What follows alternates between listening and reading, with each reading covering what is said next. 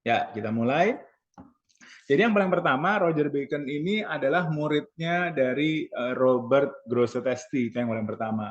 Dan satu hal di situ saya tulis, namanya benar-benar kalah besar sama Robert Grosseteste. Nah, tapi padahal dia sangat penting sebenarnya. Ya, kalau kita mempelajari filsafat itu kan kita juga salah satunya mempelajari mentalitas.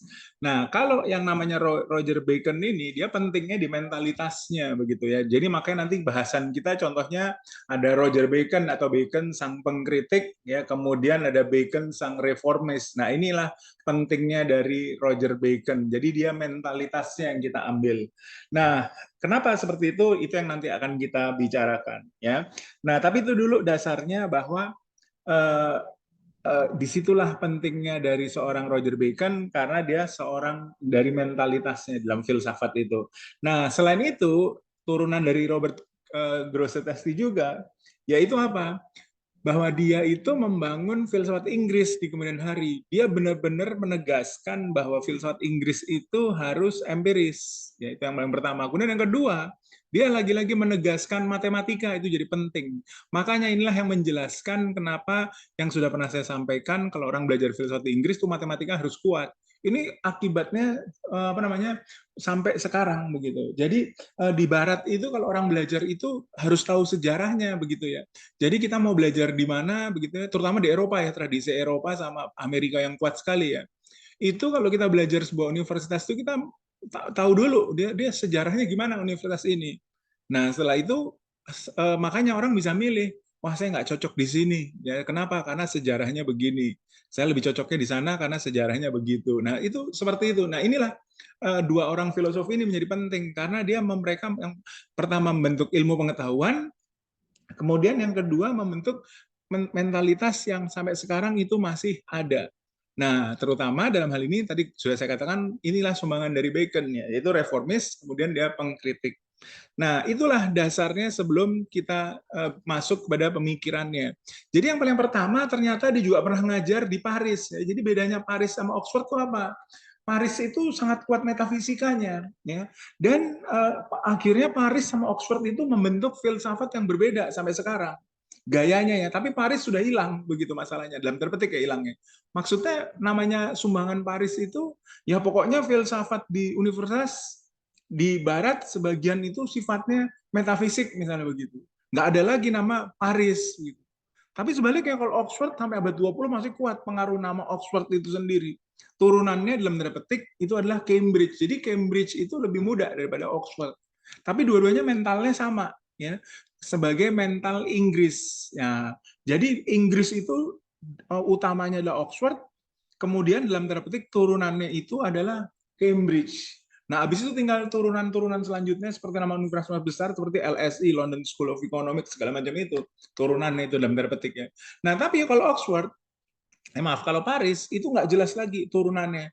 Makanya kita bisa katakan di kemudian hari secara kurang tepat sebenarnya, tetapi kita bisa mengatakan bahwa dari Paris itu kemudian akan menjadi filsafat kontinental gitu. Nah, ini kurang tepat tapi bisa tergambar kenapa kok bisa dikatakan begitu. Sedangkan dari Inggris itu akan turun jadi filsafat analitik begitu. Itu nanti di abad 20 kita akan ketemu dengan pembagian seperti itu. Nah, kenapa asal usulnya nanti sejarahnya tidak sampai ke sini, ternyata mundurnya dari Kant. Tapi nanti dulu itu. Ya, itulah gambarannya tentang kenapa saya harus sampaikan. Jadi ketika Anda sudah belajar filsafat abad pertengahan, Anda lengkap deh belajarnya. Oh, ternyata ada filsuf seperti ini dan filsuf inilah yang membangun abad pertengahan dan lebih penting lagi dia membangun pemikiran bahkan sampai ke abad 20 begitu. Nah, ini latar belakangnya. Kita mulai sekarang. Ya, jadi yang paling pertama saya katakan sudah saya katakan ini dari Paris pertama-tama. Terus kenapa? Dia bilang bahwa di Paris itu negatif pandangannya. Dia dikatakan ini secara ekstrim menjadi jijik dengan skolastisisme Paris karena mengabaikan linguistik dan studi sastra. Jadi dialah melihat kenapa kok sampai filsuf Barat itu ketinggalan zaman terus. Kenapa kok filsuf Barat itu terlambat tahu Yunani? Karena mereka nggak mikirin bahasa. Jadi filsafat Barat itu nungguin ya, terjemahan. Nah, inilah yang kemudian menjadi bahan pelajaran kalau kita belajar filsafat di Barat, begitu ya. Kalau kita belajar filsafat di Barat, kita nggak boleh nungguin terjemahan. Kita harus pakai bahasa asli. Ya, contohnya kalau Anda belajar di STF itu katanya masih sampai sekarang masih begitu, katanya begitu. Kalau Anda belajar filsuf Prancis, Anda teksnya harus Prancis. Anda belajar filsuf Jerman, teksnya harus Jerman. Itu warisan dari abad pertengahan cara berpikir begitu. Nah, ini kenapa abad pertengahan begitu? Karena pernah belajar kasusnya. Kasusnya adalah karena mereka terlambat tahu pemikiran-pemikiran besar. Mereka nungguin terjemahan dulu. Nah, makanya tidak mengherankan bahwa mereka kemudian, maaf, dari Inggris ini begitu menekankan pada studi bahasa. Jadi kita harus mempelajari bahasa aslinya. Nah, tadi sudah sampaikan, sampai sekarang itu masih pengaruhnya demikian. Nah, selanjutnya ini apa namanya? Ini yang tadi sudah saya katakan, minat yang besar atas ilmu pengetahuan menyiapkan masa depan ilmu pengetahuan. Tadi sudah saya katakan ini, dan ini ngikutin dari Grosse Testi. Nah, ini adalah latar belakangnya, dan kita akan masuk pada Bacon, sang pengkritik. Kenapa dia mengkritik? Nah, itu tulisannya disampaikan di dalam tulisannya yang berjudul Opus Maius. Ya, nah, Opus Maius dia menyebutkan 4 penyebab kesalahan yang begitu menonjol di masanya. Nah, kita harus ingat bahwa ini kita terapkan ke sekarang. Jadi kalau Anda ketemu dengan teks filsafat dari zaman kuno sekalipun, boleh aja aneh pemikirannya. Tapi yang penting adalah relevan nggak sama kita, atau kita harus ganti. Begitu. Kalau relevan mungkin udah nggak relevan mungkin. Tapi kita harus ganti untuk menjadi kritik terhadap diri kita sendiri pada zaman sekarang. Jadi sekali lagi, jangan harafiah nerapinnya. Ketika kita ketemu dengan filsafat-filsafat kuno, kalau harafiah ya bisa jadi ya nggak akan tepat. Nah, makanya kita harus memahaminya bagaimana kita bisa nerapin nggak zaman sekarang gitu. Nah, dia menyebutkan yang pertama itu ada apa? Tunduk pada otoritas yang tidak jelas. Nah, kenapa disebut dengan otoritas yang tidak jelas? Dia menyinggung Aquinas sama Albertus Magnus. Ya, jadi nanti akan kita pelajari kenapa siapa itu Albertus Magnus dan kemudian Thomas Aquinas ini. Ya, nah kenapa dia menyerang nomor 1 ini? Ya, dia tidak menyebutkan secara jelas. Ya. Otoritas itu siapa? Nah, orang membaca kemudian, oh ini ternyata dia mengkritik 2 orang ini, yaitu Albertus Magnus dan Thomas Aquinas begitu. Nah, dua-duanya ini dari Paris dan jelas mungkin dulunya temannya begitu. Habis itu dia kritik gitu. Kenapa tidak jelas? Nanti kita akan sebutkan. Nah, di sini sudah saya tulis saja bahwa mereka itu nggak ahli dalam bahasa optika dan pengetahuan eksperimental. Albertus Magnus dan Thomas Aquinas itu bicaranya metafisik sekali.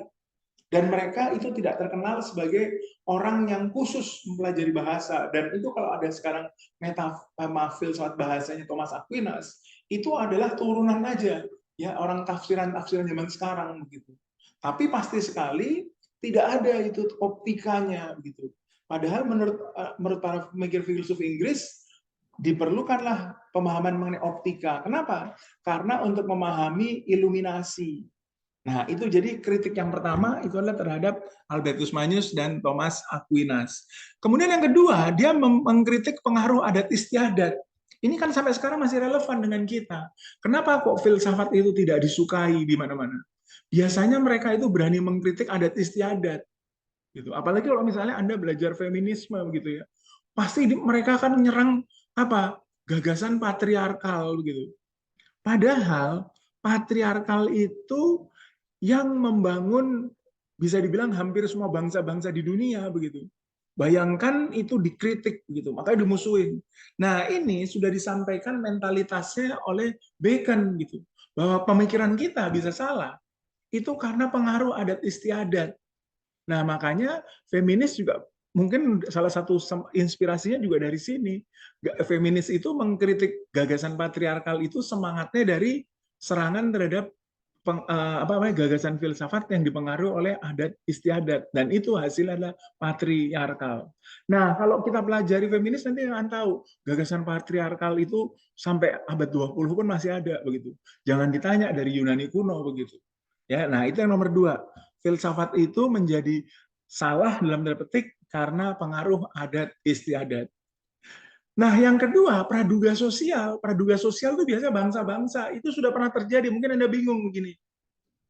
Gimana ya contohnya praduga sosial? Gampang kalau kita nggak memahami konteksnya, pasti kita nggak ngerti. Ini kok bisa-bisanya praduga sosial itu berpengaruh begitu ya? Paling jelas itu adalah kalau Anda mempelajari filsafat Inggris dan Perancis di abad filsafat Jerman sama Perancis di abad 20 atau awal abad 20. Anda akan terkejut sekali pasti kalau membaca dan tidak akan pernah menduga bahwa yang namanya filsuf Perancis ya, itu tidak tahu yang namanya Hegel, Nietzsche, begitu-begitu.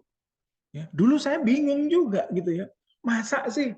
Nah, sebabnya karena saya berpikirnya tahun 1900-an, 990-an. Terus masuk tahun 2000. Makanya gagasan itu nggak masuk akal. Tapi kalau kita pelajari sejarah filsafat Perancis, kita akan tahu bahwa orang Perancis itu dan orang Jerman itu begitu bangganya terhadap diri mereka. Nah, inilah praduga sosial. Gagasan ini makanya jangan diterjemahkan secara harafiah.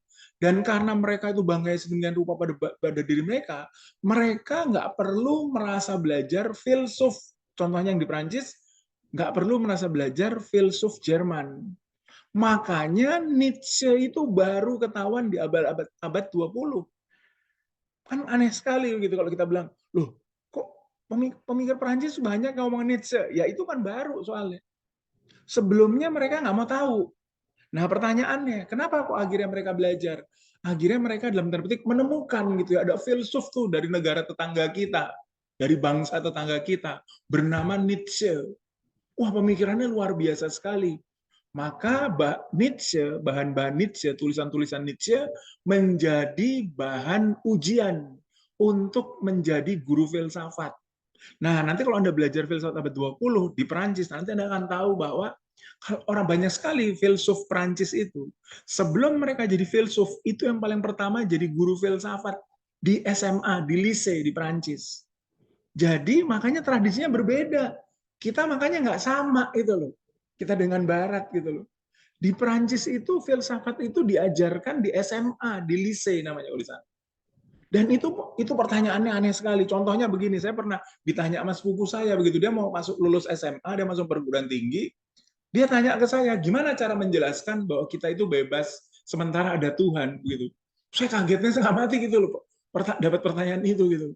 Itu pertanyaan untuk SMA gitu. Sementara kita baru belajar di S1 mungkin gitu. Secara formal gitu. Ya, nah, itu dia bilang itu salah satu paper yang harus disampaikan gitu. Nah, itu contohnya bagaimana bahwa di abad 20 itu tradisi lise belajar filsafat itu sudah ada. Dan tadi menjelaskan kenapa mereka itu mempelajari filsuf Jerman tadi. Jadi yang namanya filsuf Jerman itu tadi jadi bahan baru. Tadinya mereka nggak merasa perlu. Nah, jelas ini di abad pertengahan juga begitu. Jadi di abad pertengahan mereka merasa bahwa kalau kita bangsa ini ya belajarnya ini aja. Dan itu sampai di abad 19. Baru mulai berubah di awal abad 20, baru mereka mulai pelajari. Jadi aneh sekali, nggak aneh sekali, maaf. Nggak aneh sekali bahwa mereka itu nggak tahu filsuf negara sebelah begitu. Jadi makanya saya ketika pertama kali baca tuh, masa begitu ya? Ternyata benar, ternyata gara-garanya itu tadi. Jadi buktinya bahwa mereka baru kenal, makanya itu jadi bahan ujian masuk. Nah, jangan kalau mau jadi filsuf, mau jadi guru SMA di sana sulitnya luar biasa. Jadi guru filsafat terutama ya, yang saya tahu guru filsafat gitu. Jadi mereka itu dites pengetahuan disuruh milih gitu. Ini ada filsuf A, B, C, pilih yang mana begitu. Pada saat itu banyak sekali ngambil yang filsafat Jerman. Yang namanya filsafat Prancis itu malah enggak gitu kan. Mereka sangat tahu gitu buat apa gitu. Jadi mereka hanya mempelajari filsafat Jerman saja sebagai pilihan karena orang ini baru gitu baru dikenal. Tapi itulah yang mengajarkan kepada kita bagaimana mereka itu merasa dirinya itu lebih hebat. Dan ini sudah praduga sosial. Gitu. Jadi mereka nggak merasa perlu belajar filsafat dari bangsa lain. Oh, contoh paling jelas deh. Paling jelas juga bukan hanya Perancis. Jerman juga begitu. Jerman itu mempelajarinya filsufnya filsuf Jerman aja. Ya. Yang namanya Hegel itu contohnya. Makanya dia memperkenalkan ada orang filsuf Yunani, dia sebutin begitu. Itu udah aneh. Ada orang Yunani nih begitu. Kemudian habis itu ada lagi orang Prancis, siapa? Descartes gitu. Jadi aneh itu. Nah, kalau sekarang ya jelas enggak. Pasti kalau kita baca zaman sekarang, ya kalau orang belajar filsafat itu ya belajar Plato, Aristoteles, termasuk Descartes, termasuk Hegel gitu. Enggak Yunani, enggak Jerman, enggak Prancis, sama aja. Itu sekarang. Tapi ada masanya di mana mereka dibangun oleh praduga sosial. Bahwa bangsa saya itu adalah bangsa yang besar, jadi nggak perlu belajar orang lain. Gitu. Nah, ini nomor 3. Nomor 4, bersembunyi pada ketidakpedulian yang diiringi oleh suka pamer ilmu, ketidakpedulian atau juga bisa jadi ketidaktahuan, gitu, ignorance, gitu. Ya, jadi ignorance itu bisa diartikan sebagai 2, ketidaktahuan atau justru juga bisa ketidakpedulian, gitu. Ya, nah kemudian habis itu kesannya kemudian pamer ilmu, gitu. Nah terutama saya lebih setuju ketidakpedulian. Kenapa? Karena mengacu pada siapa namanya, Thomas Aquinas sama Albertus Magnus, gitu. Kenapa saya bilang ketidakpedulian? Karena mereka itu kan hidup pada zaman di mana orang itu mempelajari optika misalnya begitu. Tapi 2 orang itu kenapa nggak mempelajari optika begitu? Berarti tidak peduli, begitu. Padahal itu zamannya. Jadi mereka merasa nggak perlu belajar optika begitu. Nah itu saya pikir begitu, makanya saya terjemahkan ignorance itu sebagai ketidakpedulian begitu. Ketidakpedulian yang diiringi suka pamer ilmu. Nah, itulah gagasannya bagaimana mereka itu mengkritik otoritas. Nah, semangat ini keseluruhan itulah yang kita pelajari gitu. Kalau Anda belajar filsafat itu ya seperti ini sebenarnya begitu ya. Bagi Anda itu sebenarnya nggak boleh ada yang disebut dengan otoritas. Ya. Anda itu contohnya, loh, bagaimana yang namanya otoritas itu misalnya kan Plato, misalnya Aristoteles, bahkan Thomas Aquinas dan seterusnya. Itu kan kita nggak bisa nyerah. Tunggu sebentar. Buat titik berangkat pertama bisa Anda ikutin. Tapi habis itu Anda nggak boleh. Anda harus punya pemikiran sendiri. Nah, itu sudah dilatih di Barat seperti itu tradisinya. Jadi contohnya tadi yang saya bilang di Perancis tadi, ketika mereka itu pertama-tama kenal dengan Nietzsche, contohnya, mereka itu benar-benar harus ngikutin Nietzsche. Mereka itu soalnya salah satunya ya harus benar-benar paham detailnya Nietzsche. Jadi Nietzsche pertama-tama harus jadi otoritas. Tapi habis itu tunggu sebentar. Anda itu harus menjadi seorang Nietzsche gitu. Jadi bagaimana Anda itu berpikir ala Nietzsche. Jadi yang pertama, Anda harus paham Nietzsche, ditanyain tentang Nietzsche harus kuat. Ya. Kemudian yang kedua, Anda harus berpikir ala Nietzsche. Dan yang ketiga, itu yang penting sekali, saya harus menemukan kelemahan Nietzsche. Nah, ini mental seperti itu yang kita nggak bisa. Jadi kita pikir, wah Nietzsche itu otoritas besar sekali. Nietzsche itu nggak bisa dikritik. Dan ini bukan hanya Nietzsche saja, tapi semua filsuf bagi kita itu nggak bisa dikritik. Nah, inilah yang saya bilang tadi. Kita harus menariknya ke zaman sekarang. Bagi kita zaman sekarang, cara berpikirnya jangan detailnya sama, tapi globalnya yang sama. Begitu. Nah, itulah relevansinya dari Bacon ini.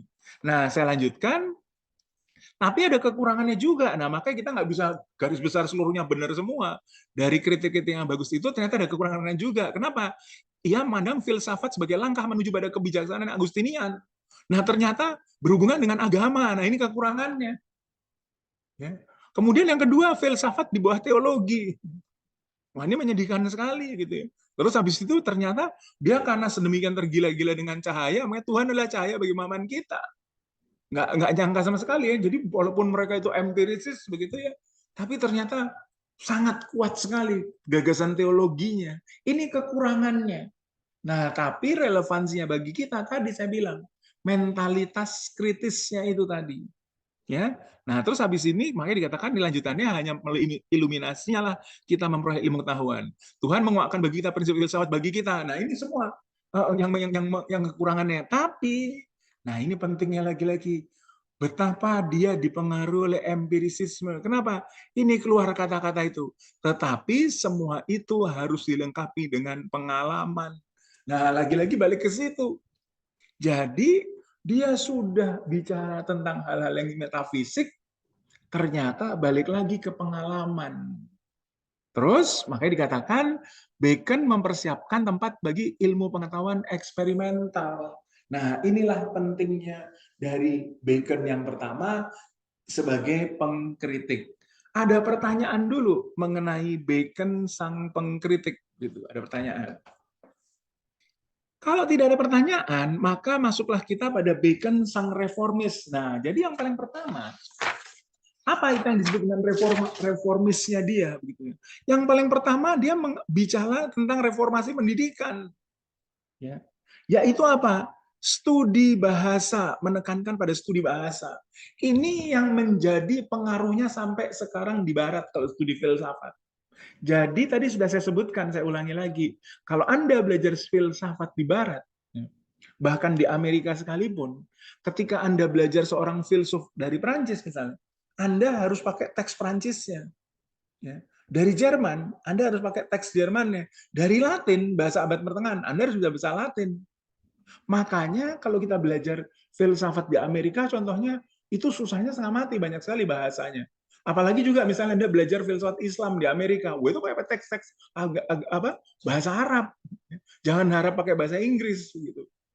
Jadi nanti Anda bisa diserang kalau belajar teksnya pakai bahasa Inggris.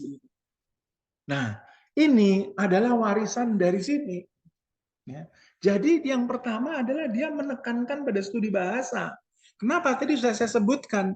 Soalnya dia melihat bahwa yang namanya orang-orang Barat ini terlambat tahu Plato, Aristoteles karena nggak bisa bahasa Yunani. Mereka nungguin dulu terjemahan Arab, kemudian oleh orang Yahudi, baru masuk ke Latin. Nah, jadi prosesnya panjang sekali. Apalagi zaman itu kan udah prosesnya lihatin aja. Yang pertama diterjemahin, kemudian ditulis dari satu bahasa, misal dari Yunani ke Arab, dibaca, kemudian ditulis, diterjemahin.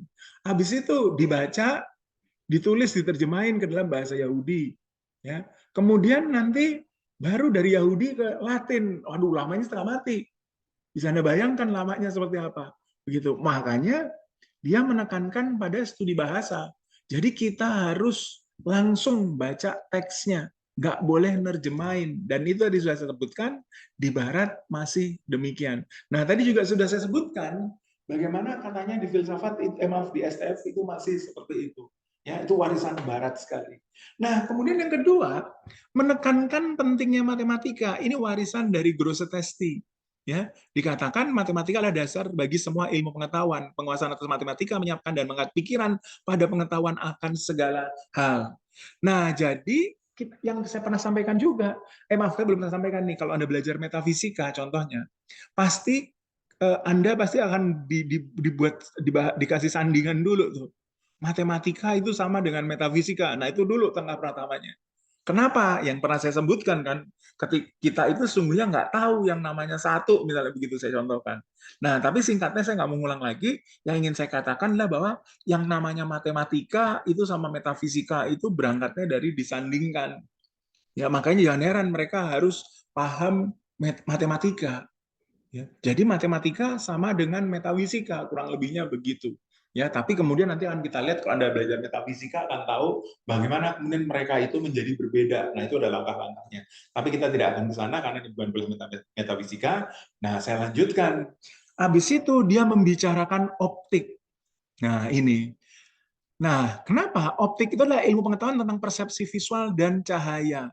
Terus habis itu optik berhubungan dengan persepsi warna, gerakan cahaya dalam refleksi, refraksi, serta kesalahan dalam indera. Nah, jadi ketika dia mempelajari ini, dia kemudian berpikirnya secara analogis. Ini menjadi sebuah cara berpikir abad pertengahan. Cara berpikir analogis gimana? Cara berpikir analogis itu adalah memecahkan masalah dengan meminjam kerangka dari ilmu lain. Nah, jadi contohnya, ketika kita mau memahami bagaimana kita itu mengetahui sesuatu, ya, langkahnya adalah dengan belajar dari cahaya. Ketika kita paham sesuatu itu, cahaya kita mulai dari mana? Saya dapat cahaya dari mata. Terus dari mata itu ngasih tahu ada sesuatu ngirim ke kepala kita gitu ya. Itu yang kita lihat itu adalah sebuah meja, misalnya begitu. Nah, terus tapi juga dari situ kita juga belajar, kenapa kok saya bisa salah?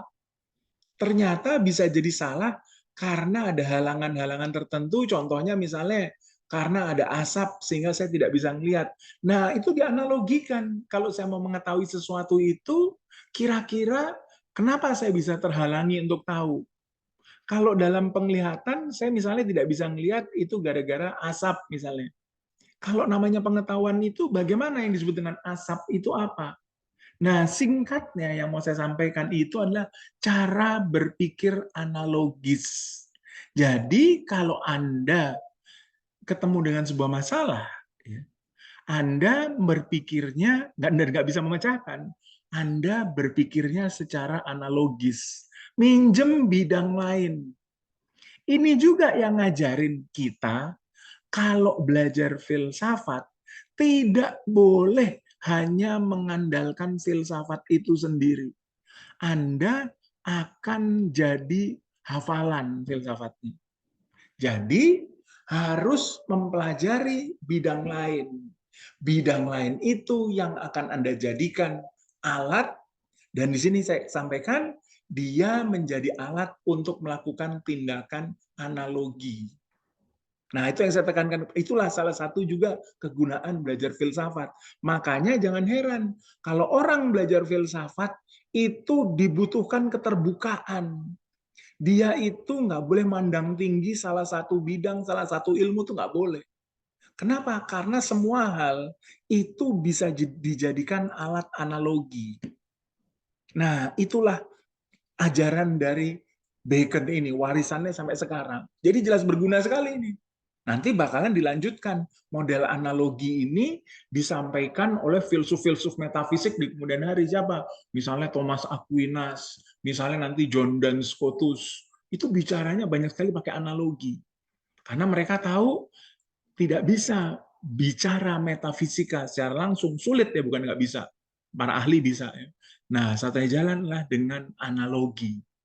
Nah, ini adalah alasannya kenapa sampai harus mempelajari optika, ya relevansinya begitu ya. Nah, tapi kalau mereka pada masa itu karena belum sampai berpikir bahwa ini yang disebut dengan berpikir analogi, maka mereka benar-benar mempelajari optika. Ya, jadi harafiah mereka pelajari. Mereka nggak tahu bahwa oh ternyata ini menghasilkan cara berpikir kita. Dan mereka nggak tahu bahwa oh ternyata inilah yang namanya analogi. Nah, nanti ada bakalan setelah mempelajari Duns Scotus, John Duns Scotus, kita akan tahu bahwa dia sebutkan belajar metafisika itu harus pakai analogi. Nah, nanti eksplisit. Tapi sebelum ini enggak dulu gitu. Nah, ini adalah alasannya. Jadi ternyata kegunaannya adalah untuk berpikir analogis. Dan ini kita bisa ganti untuk bidang-bidang lain. Makanya ketemu dengan permasalahan filsafat selalu pakai analogi. Nah, contohnya saya telah lakukan di Plato. Plato itu kita bicara ide itu gimana? Ya sudah pakai matahari kan selalu saya bilang. Pokoknya kalau gagasan idealisme itu selalu ada matahari yang sudah ngasih tahu, nggak bisa enggak. Makanya waktu itu ditanya kan, bagaimana idealisme sama misalnya empirisisme atau rasionalisme? Beda. Karena pokoknya idealisme itu prinsipnya sudah ada matahari. Jadi pokoknya saya sudah tahu gitu. Nah, sebaliknya kalau rasionalisme atau empirisisme, dia mencari bagaimana cara saya menjadi tahu gitu. Nah, itu jadi kita sudah mempelajari itu cara berpikir analogi, cara berpikir sudah tahu begitu aja karena apa? Karena ada matahari gitu. Nah, itu sudah analogi begitu. Ya. Nah, ini apa namanya? Gagasannya dari apa namanya dari Bacon ya. Nah, ini lanjutannya lagi-lagi bicara tentang matematika diperlukan dalam optika untuk menghitung refleksi dan refraksi cahaya pembelokan. Nah, ini otoritas Bacon yaitu Alhazen. Alhazen, saya cari-cari informasi tentang Alhazen. Alhazen itu ternyata dalam bahasa Arab itu adalah Ibn Haytham. Dan dia di Barat itu dianggap penting sekali. Kenapa? Dia dijadikan nama kawah di bulan. Jadi ada salah satu kawah di bulan bernama Ibn Haytham. Itu menunjukkan penemuan. Jangan lupa tuh, kalau di Barat itu kebiasaan dalam ilmu pengetahuan, terutama astronomi, kalau menemukan sesuatu itu Bintang misalnya, bintang itu dikasih nama penemunya. Nah, penemu kawah di bulan itu adalah Ibn Haytham salah satunya. Terus habis itu juga karena dia menemukan salah satu asteroid, ya, maka dikasih nama Ibn Haytham gitu. Nah, jadi lihat bagaimana filsuf dari Arab ini menjadi besar sekali sebenarnya.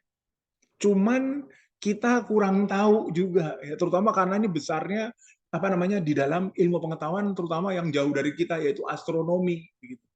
Nah, bagi mereka, bagi orang filsuf Inggris, ini nama yang besar sekali. Nah, Grosseteste juga belajar dari sini. Tokohnya itu adalah Ibn Haytham bagi mereka berdua atau bagi filsuf Inggris ini. Nah, itulah gagasan dari optika. Saya lanjutkan, yang penting dari matematika, kenapa ini tadi menabatkan sini untuk mendapatkan penjelasan sesungguhnya adalah pengalaman. Dan hal ini didapatkan melalui ilmu pengetahuan eksperiensial, pengalaman. Ilmu pengetahuan eksperimental menjadi tempat utama dalam proses kebaikan sudah disampaikan ya. Nah, terus habis ini nih, disampaikan tentang epistemologi. Walaupun dia belum kenal istilah epistemologi, tapi di sini disampaikan mengenai epistemologi. Yaitu apa? Mendapatkan pengetahuan melalui penalaran, habis itu pengalaman. Nah, itu epistemologinya. Ya, jadi sudah apa namanya kalau kita bilang bahasa kita secara apa namanya anakronis, inilah epistemologi. Tapi sebenarnya apa itu yang disebut dengan anakronis? Mungkin ada nggak tahu, ada yang belum tahu. Anakronis itu salah sejarah dalam tanda petik. Ya, salah sejarah kenapa? Dalam tanda petik ya, karena sesuatu yang belum ada pada masanya kita sebut sudah ada. Contohnya misalnya sebenarnya sudah kita lakukan, maaf kita belum dapat ya, yaitu dalam kuliah estetika, yaitu nggak ada sebenarnya yang disebut dengan estetika Plato. Tidak ada yang namanya estetika Aristoteles, nggak ada. Tapi kalau kita nggak pakai istilah itu, kita nggak ngerti. Itu mempelajari apa ya? Begitu. Itu kenapa mempelajari mimesis begitu? Itu apaan tuh, wilayah apaan tuh? Nah, kemudian kenapa itu? Apa itu mempelajari katarsis gitu? Nah, makanya kita harus sebutkan yang mempelajari mimesis itu adalah estetika Plato. Nah, itu sebenarnya salah sejarah, nggak ada estetika Plato. Karena kita nggak bisa nyebut gimana jadi itu bagian apa tuh yang mempelajari mimesis atau juga seperti Aristoteles. Apa tuh bagian apa tuh yang mempelajari katarsis? Yang mempelajari katarsis itu adalah estetika Aristoteles. Nah, lagi-lagi sebenarnya nggak ada. Tapi kita kalau nggak nyebut itu jadi bingung. Itu bagian apa namanya? Nah, itulah salah sejarah. Jadi di sini yang saya sampaikan juga sama. Yang disebut dengan epistemologi ini anakronis. Karena dia belum ada pada masa itu. Nanti bakalan epistemologi baru benar-benar nyata, benar-benar ada, itu adalah baru di filsafat modern. Jadi ingat, kalau ada orang bilang epistemologinya Plato, nah itu sebenarnya anakronis. Ya. Dan nggak apa-apa gitu dalam rangka untuk pemahaman aja, atau epistemologinya Aristoteles begitu. Ya itu dalam rangka pemahaman dan itu tidak ada masalah sama sekali. Jadi sangat disadari. Sama dengan tadi sudah dibilang, paling jelas itu yang karena saya pelajari itulah estetika Plato, estetika Aristoteles itu anakronis. Nah, jadi singkatnya inilah epistemologi dari siapa namanya Bacon. Dia menyebutkan mendapatkan pengetahuan itu dari penalaran dan kemudian pengalaman. Nah, balik lagi dibutuhkan matematika. Ya. Kenapa? Untuk menghitung. Ya. Terus habis itu lanjutan lagi, pengalaman ada dua jenis, didapatkan dari indera luar, habis itu pengalaman dari sense memilih jumlah peran dalam ilmu pengetahuan, ya pertama dari luar. Nah kemudian habis itu didapatkan oleh nalar gitu, habis itu ya. Nah oleh nalar itu, jadi bagaimana yang dari luar indera luar itu diolah oleh nalar. Nah jadi ini semua epistemologi semua setelah ini. Ya, dan kelihatan sekali nih epistemologinya adalah empiris. Kenapa? Sebab mulai jelas sekali dari indera luar. Ya, terus habis itu ini di pengalaman itu mengkonfirmasi apa yang dapat oleh nalar. Baru habis yang penting kan makanya pengalaman. Pengalaman mengkonfirmasi apa yang didapat oleh nalar. Jadi penekanan pada pengalaman. Nah, begitu menekankan pada satu, bagi filsafat itu berarti dia sebuah aliran. Begitu. Kalau menekankan pada nalar, pengalaman nomor 2, berarti dia rasionalisme begitu. Seperti itu. Jadi sudah kebentuk nih. Secara implisit sudah kelihatan rasionalisme versus empirisisme. Tapi belum jelas nama-nama itu. Dia hanya bilang soal pengalaman mengkonfirmasi yang didapat oleh nalar. Nah, terus sesuatu itu didapat dari indera. Nah, nomor satu itu. Inilah gagasan empirisisme. Dan kita bisa lawankan di sini, kita bisa, jadi nanti kalau Anda sudah masuk filsafat modern sudah tahu, oh ini karena soal penekanan. Jadi orang itu rasionalisme ternyata dia menekankan di sini. Orang itu empirisisme dia menekankan di sini. Bagi filsafat itu harus. Pasti kan pertanyaannya begini. Kenapa nggak dijadiin satu aja begitu? Toh mereka mengalami dua-duanya. Nggak itu empirisisme, ternyata juga pakai rasio, nggak rasio itu ternyata juga pakai pengalaman. Kenapa nggak dijadiin satu? Nggak bisa kalau dalam filsafat. Problemnya adalah Anda harus memberi prioritas. Nggak bisa. Kalau Anda mau memberi di tengahnya, Anda harus kasih juga. Itu yang tengah namanya apa? Jadi itu poinnya. Dalam filsafat, Anda harus memberi prioritas.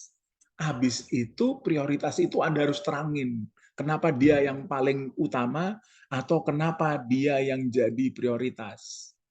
Nah, itulah gagasannya dalam filsafat itu seperti itu. Jadi filsafat problemnya adalah kenapa dia harus menjelaskan problemnya. Dia harus mengeksplisitkan. Ya. Dia harus memberi prioritas gitu. Kalau dia jalan tengah pun berarti prioritasnya jalan tengah. Berarti Anda harus jelaskan juga kenapa jalan tengah. Jadi prioritas itulah yang sulit. Nah, filsafat mengajarkan hal-hal seperti itu. Kita harus kasih prioritas, kemudian yang kedua kita harus eksplisitkan itu, dan satu hal harus kita ungkapkan. Nah, itu yang bikin sulit gitu. Ya, itulah sulitnya filsafat. Tapi inilah kita memahami bagaimana cara berpikirnya yang penting di situ. Dan inilah epistemologi dari Bacon, ya. Nah, ini kenapa kita harus menekankan pada sesuatu yang empiris? Sebabnya satu, dunia rohaniah itu melampaui jangkauan sense perception. Ya, nah terus habis itu baru dia dibantu oleh ini iluminasi ilahi begitu. Nah, tapi utamanya satu hal, utamanya adalah pengalaman, karena pengalaman itulah dia dapat pertama-tama dapat sesuatu, habis itu diolah, tapi setelah diolah kita tetap aja nggak tahu apa-apa. Gimana nih mau dipersatukan semua? Nah, dibantu oleh nalar, di mana nalar itu dapat terang dari iluminasi ilahi. Nah, singkatnya, pertama-tama dan yang utama itu adalah pengalaman. Maka itulah gagasan empirisisme dari Bacon. Ada pertanyaan dulu dari apa yang bisa saya sampaikan dari Bacon ini. Nah, kalau tidak ada pertanyaan, maka bisa kita simpulkan secara garis besar. Jadi yang paling pertama, kenapa dua pemikir ini menjadi sangat penting di abad pertengahan? Yang paling pertama itu dari Grosseteste. Dia menemukan yang namanya, yang sekarang disebut sebagai metode ilmiah. Dan dia menemukan dari pengamatan. Terus semuanya, atau bahasa kita observasi, habis itu dia harus bisa dibuktikan benar atau salah. Bagaimana caranya? Eksperimen. Nah, sekarang istilahnya eksperimen. Kalau dia pada masa itu cuma sekedar dicobain ke sini, dicobain ke sana, begitu. Pada masa itu begitu. Nah, itu yang pertama. Dan satu hal, ketika kita bicara tentang metode ilmiah, ketika kita bicara tentang observasi, jadi yang paling pertama, yang benar sekali itu adalah pengalaman. Itu kan lihat, observasi yang paling pertama. Maka disitulah letak yang pertama pentingnya dari Grosseteste yang membangun empirisisme, observasi. Nah, yang kedua yaitu Bacon. Bacon sumbangannya yaitu dari segi dari segi gagasan-gagasannya, semangat-semangatnya. Ya, semangat-semangatnya apa? Yang pertama mengkritisi, ya, menjadi sikap kita. Ya. Kemudian yang kedua melakukan reformasi dalam soal bahasa tadi sudah saya katakan. Ini menjadi mentalitas orang belajar filsafat. Yang dua-duanya ya, yaitu yang pertama mengkritis ya terhadap otoritas, bahkan bagi filsafat itu tidak ada istilah otoritas sebenarnya. Bahkan namanya filsuf besar tadi saya sudah ajarkan tadi cara berpikirnya seperti filsuf Prancis belajar filsuf Jerman. Pertama-tama yang disebut dengan otoritas itu mungkin ada dan memang mau apa lagi harus ada dulu. Pertama, contohnya tadi saya bilang Nietzsche. Pertama-tama Anda harus menguasai Nietzsche, gitu. Detailnya. Contohnya ini sebagai otoritas. Tapi yang kedua, nggak cukup itu. Habis itu Anda harus berpikir bergaya Nietzsche. Ya. Dan yang ketiga, Anda harus mengkritik Nietzsche. Maka tidak ada istilah otoritas di situ. Nietzsche pun ada salahnya, gitu gampangnya. Dan sama juga gitu sama Plato. Anda mau harus paham sekali Plato detailnya. Terus habis itu Anda harus bisa berpikir cara Plato. Dan yang ketiga, yang penting sekali, habis itu Anda harus mengkritisi Plato. Begitu selalu cara berpikir filsafat. Sebutkan nama semua filsuf itu bisa dilakukan seperti itu. Selalu langkahnya tiga itu. Maka kesimpulannya satu, otoritas itu tidak ada begitu. Karena dia bakalan kita gantikan, bahkan saya yang jadi otoritas, kurang lebihnya begitu gagasan. Nah, ini adalah ajaran dari Bacon yang kemudian yang tadi saya tunjukkan cara berpikirnya melalui cara berpikir filsuf Prancis kalau mau jadi guru filsafat ya di SMA di sana atau di lise begitu ya. Nah, itu adalah cara berpikir Bacon anti otoritas begitu. Ada pertanyaan dari sini? Ya. Kalau tidak ada pertanyaan, dengan demikian itulah kuliah kita mengenai filsafat Oxford ya, maka masuklah kita pada Albertus Magnus. Nah, ini bacanya Magnus ya, Magnus itu dalam bahasa Latin itu GN jadinya begitu ya. Jadi makanya bacanya Albertus Magnus ya, jadi bukan Magnus ya. Nah, apa namanya? Ini bisa cepat gitu ya. Jadi karena lebih penting itu adalah muridnya yaitu Thomas Aquinas ya. Nah, jadi yang paling pertama ini pertama-tama dia apa kekayaan Kristen Barat bisa didapat dengan menggali pemikiran Aristoteles dan para filsuf Islam. Kemudian kurang simpati pada orang-orang yang menolak atau mengecilkan filsafat.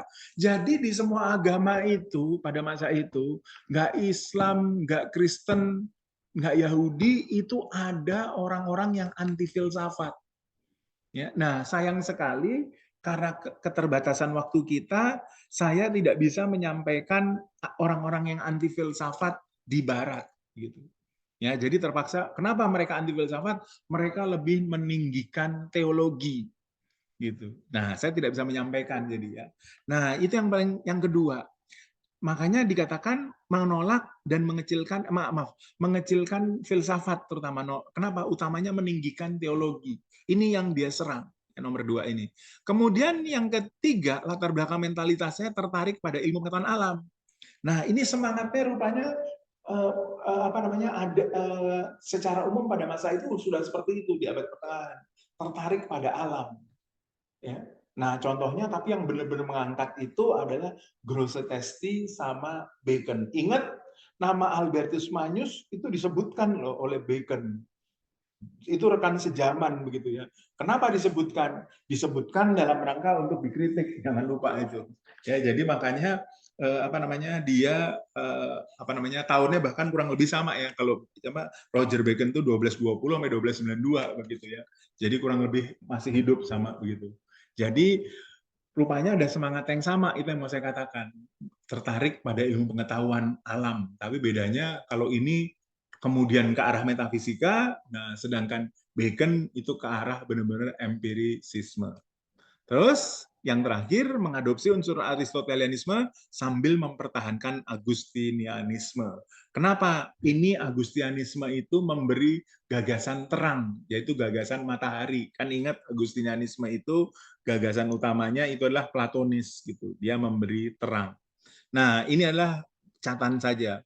Kemudian dia bicara tentang hubungan antara filsafat dan teologi. Ini lagi-lagi semangat zaman. Ya. Di dalam filsuf Islam, filsuf Kristen, dan filsuf Yahudi sama. Ada semangat zaman mempelajari perbandingan antara filsafat dan teologi.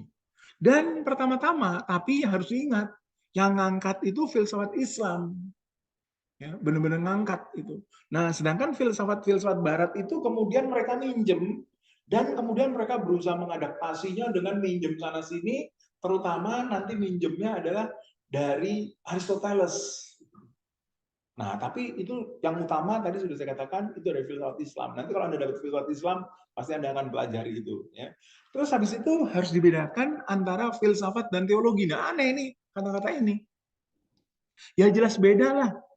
Ya iya, zaman sekarang jelas beda. Tapi zaman itu kesannya sama. Bahkan filsuf abad pertengahan yang kita pelajari itu semuanya tuh teolog juga. Makanya harus disebutkan ini. Makanya aneh kalau kita nggak tahu konteks itu.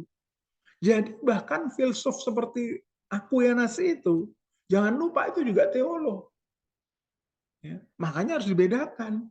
Harus dibedakan antara filsafat dan teologi. Ya. Nanti kita akan kuliah terakhir kita, mudah-mudahan kita bisa ada waktu untuk bicara hal itu. Tetapi ternyata berguna juga gitu, kita paham.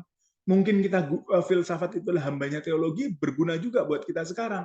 Kenapa? Supaya filsafat bisa kontekstual gitu. Kan saya sudah bilang berkali-kali, filsafat itu yang Anda pelajari itu harus kontekstual gitu. Kenapa? Nggak semuanya di sini mau jadi filsuf gitu. Jadi bagaimana kegunaan filsafat? Filsafat itu harus jadi hamba salah satu bidang atau bidang yang Anda pilih gitu loh. Nah, dalam hal ini yang ada di bahan kuliah kita adalah teologi. Maka kita belajarnya secara analogis kegunaan filsafat dalam hubungannya dengan teologi. Nah, sedangkan Anda harus menarik kegunaan filsafat dalam bidang yang Anda tertarikin begitu. Ya, jadi nggak sama setiap orang begitu. Tapi cara berpikirnya analogis melalui teologi. Yang kedua, bedanya di mana?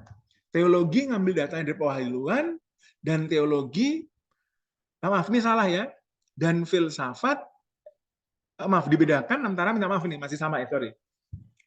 Harus dibeda-bedakan antara filsafat dan teologi yang pertama, terus habis itu harus dibedakan teologi yang mengambil datanya dari pewahyuan sama teologi yang mengambil datanya dari nalar. Nah, makanya nanti bakalan ada yang disebut dengan apa namanya teologi alamiah ya, natural theology begitu. Nah, kemudian ada lagi teologi yang filosofi, philosophical theology. Nah, nanti ada yang seperti itu. Nah, itu nanti bakalan begitu. Tapi sekarang dia sudah menentukan dulu nih. Pertama-tama bedain dulu filsafat dan teologi. Habis itu kita masuk ke teologi, bedain teologi yang pewahyuan, ada lagi teologi dari nalar. Nah, yang teologi ngambil dari nalar ini kemudian masuk ke metafisika. Nah, makanya masuklah kita ke metafisika. Tuh agak keputus, minta maaf nih ya. Ya, saya lanjutkan. Nah, di sini inilah yang teologi dari nalar, memandang Tuhan sebagai pengada pertama. Jadi kita harus bicaranya pengada pertama. Dia bukan, ingat ya, ini metafisikanya. Ya. Kita bicara dari segi filsafatnya. Ya. Kalau kita bicara Tuhan dari segi filsafat, ya, dia jangan dipandang sebagai sesuatu yang bahasanya Rudolf Otto tremendum et fascinosum. Ya. Sedangkan orang-orang yang belajar agama atau teologi itu harus memandang Tuhan sebagai tremendum et fascinosum, mempesonakan dan menakutkan begitu. Itu gagasan dari Rudolf Otto. Nah, filsafat nggak boleh begitu. Filsafat harus bilang Tuhan adalah pengada pertama. Itu cara belajar, cara membedakan secara kritis. Nah, jadi kita bicaranya harus, karena kita wilayahnya filsafat, kita harus bilang pengada pertama. Pengada pertama itu apa? Ibaratnya itu kalau main main apa namanya? Kalau main nih main jelasinnya pakai pakai analogi lagi. Seperti Anda kalau main biliar gitu ya. Tuhan itu kayak bola putih pertama yang ditembakin ke bola-bola biliar sebelum nyebar kemana-mana. Ya. Dia yang ditembak pertama, dia nembak pertama, terus akibatnya bola-bola biliar pada nyebar. Nah, Tuhan itu bukan bola putihnya bahkan. Tuhan itu saya yang memukulkan stick ke bola putih. Begitu. Nah, itu gagasannya. Itulah pengada pertama. Pengada pertama dalam permainan biliar itu adalah saya. Begitu. Nah, itulah Tuhan. Kurang lebihnya seperti itu. Cara berpikir analogis itu seperti itu. Jadi, analogi dengan permainan biliar, saya itu adalah orang pertama yang memukul bola putih yang menyebabkan bola-bola biliar menjadi tersebar kemana-mana. Nah, itulah contoh memahami pengada pertama. Analogi, saya lagi. Terus, habis itu, filsuf bekerja karena pengaruh terang nalar. Nah, sebaliknya teologi mandang Tuhan sebagai itu sesuatu yang hadir dalam diri manusia karena iman. Dan inilah gagasan tremendum et fascinosum. Ya, sesuatu yang mempesonakan dan menakutkan. Nah, menakutkan apa? Karena dia menghukum. Nanti kalau manusia dosa masuk neraka dan seterusnya. Nah, kemudian teolog bekerja karena terang supranatural dari iman. Nah, ini yang harus dipahami perbedaan antara filsafat dan teologi. Nah, teologi mengambil gagasan-gagasannya itu dari filsafat. Kenapa? Bukan karena filsafatnya lebih hebat, bukan, tapi cara berpikirnya, kerangka-kerangkanya yang diambil. Nah, ini adalah gagasan dari Albertus Magnus. Ada pertanyaan dari apa yang saya sampaikan di sini. Ya. Nah, kalau tidak ada pertanyaan, dengan demikian kita selesai dengan Albertus Magnus. Hanya singkat saja, karena yang mau kita bicarakan utamanya itu adalah Thomas Aquinas, yaitu muridnya. Ya. Nah, ini kita bicara tentang, saya tulis salah nih, Albertus Agung. Ya. Magnus itu artinya agung. Ya. Albertus Magnus itu sama dengan Albertus Agung. Ya. Nah, jadi yang pertama, Anda sudah sering pasti dengar nama Thomas Aquinas. Ya, maaf nih agak nggak kelihatan. Nah, ini kepotong ini ya. Nah, ini Thomas Aquinas ya. Jadi pasti kalau Anda belajar Thomas Aquinas, tahunya Thomas Aquinas biasanya dari five ways-nya, dari 5 jalannya. Yang 5 jalan tentang Tuhan itu. Ya. Yang paling gampang itu apa? Kita tahu Tuhan dari kesempurnaan begitu ya. Itu paling gampang. Karena kita menemukan kesempurnaan ya, tapi selalu yang sempurna-sempurna yang kita temukan itu selalu terbatas, pastilah ada sempurna yang tidak terbatas. Nah, itulah Tuhan. Nah, pasti kita paling sering ketemu itu. Tapi singkatnya Aquinas kita temukan di dalam 5 jalan. Nah, saya bakalan akan nyinggung sedikit, hanya sedikit tentang 5 jalan. Ya, karena itu sudah terkenalnya luar biasa. Ya. Jadi bahkan nanti Anda pasti mendapatkan itu dalam filsafat Tuhanan. Maka saya tidak akan banyak-banyak bahas itu. Saya akan membahasnya dari apa? Saya akan membahasnya dari bagaimana kok sampai Thomas Aquinas dapat gagasan 5 jalan itu. Nah, itu jadi kita yang pelajari di situ. Jadi nanti Anda gabungkan dengan filsafat Tuhanan, ya. Kuliah filsafat Tuhanan. Filsafat Tuhanan akan Anda pelajari secara detail apa itu 5 jalan. Nah, kalau kita kuliahnya bagaimana kok Aquinas bisa sampai dapat 5 jalan. Nah, pemikiran Thomas Aquinas itu saya bangun dengan cara begitu ya. Kenapa gagasannya? Karena Aquinas itu terkenalnya di situ. Ya. Jadi karena dia terkenal di situ paling gampang pemikiran Aquinas menuju ke sana aja deh, begitu paling gampang. Tapi sebelum sampai ke sana, nah itulah yang penting. Gimana nih argumentasinya dia, langkah-langkah berpikirnya bagaimana? Nah, oleh sebab itulah kita pelajari Thomas Aquinas dari pertama. Yang paling pertama jelas, dia muridnya dari Albertus Magnus, pasti mentalnya sama, begitu langsung kita dapat. Ya, itu yang paling pertama. Dan kita lihat pemikiran Aquinas itu jauh lebih kaya daripada Albertus Magnus ini. Kenapa? Makanya harus kita beda-bedakan, lihatin Thomas Aquinas dan Aristotelianisme, kemudian cara berpikir Thomas Aquinas, ya. Kemudian habis itu perbedaan antara filsafat dan teologi, ini sudah disampaikan oleh Albertus Magnus. Dan tadi sudah sampaikan dapat inspirasinya dari filsafat Islam. Ya. Terus habis itu nih epistemologi dalam tanda petik, nih lihat. Ini gagasan yang tadi sudah saya katakan anakronis.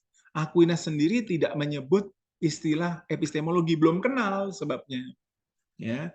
Nah, terus habis itu sampailah kita pada dalam tanda petik filsafat Tuhanan dia. Ya. Ini juga belum kenal istilah filsafat Tuhanan. Ya. Makanya ini lagi-lagi anakronis. Ya. Nah, habis itu ini turunannya eksistensi Tuhan, habis itu cara memahami keberadaan Tuhan. Inilah yang terkenal dari dia, yaitu gagasan 5 jalan ini. Nah, itulah arah berpikir kita mau menuju ke mana. Hari ini saya hanya akan berbicara sampai dengan di sini, ya, pemikiran apa namanya teologi, dan mudah-mudahan bisa sedikit nanti epistemologi. Tapi saya pikir utamanya target saya hari ini sampai di apa namanya di sini. Nah, teologi nanti kalau ada waktu lebih banyak lagi kita bisa bicara di epistemologi. Ya, tapi utamanya hari ini harus selesai sampai di teologi.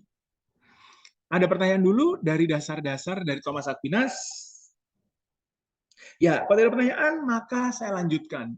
Yang paling pertama, Thomas Aquinas itu adalah orang yang menyebarkan Aristotelianisme di abad pertengahan, ya, setelah filsafat Arab atau filsafat Islam ini. Ya, ini yang penting sekali. Makanya orang sering bilang, dan itu sebenarnya kurang tepat, pemikiran Thomas Aquinas itu adalah Aristotelian. Ya, nah, itu tidak salah, tapi kurang tepat gitu. Tapi kalau kita mau menjelaskan, mau apa lagi, lebih gampang begitu. Ya, jadi itu hanya sekedar alat berpikir. Ya. Nah, kenapa kok kurang tepat begitu? Sebabnya nanti akan kelihatan gitu ketika kita kalau kita mau belajar metafisikanya Thomas Aquinas, ternyata dia beda sama Aristoteles gitu. Tapi jelas dia banyak mengambil inspirasinya dari Aristoteles. Nah, makanya tapi lebih tepatnya adalah gagasan Aristotelianisme. Aristotelianisme itu artinya apa? Seperti isme-isme yang lain. Berarti ada sesuatu yang dikasih penekanan benar di situ. Ya. Dan itulah yang diangkat begitu. Seperti Marxisme begitu. Ya. Marxisme itu tidak sama dengan Marx. Gitu. Ya. Marxisme itu ada satu bagian yang diangkat dari Marx, dikasih penekanan di situ.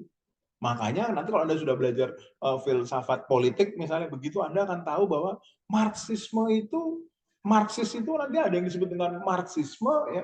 Kemudian ada yang disebut dengan, makanya ada yang ada yang Marx muda, ada yang Marx tua begitu. Kenapa? Ya saya lupa tuh yang mana yang Marxisme gitu. Tapi singkatnya itu memberi penekanan tertentu. Marx muda yang mana, Marx tua yang mana begitu. Jadilah Marxisme gitu. Nah, artinya soal penekanan begitu.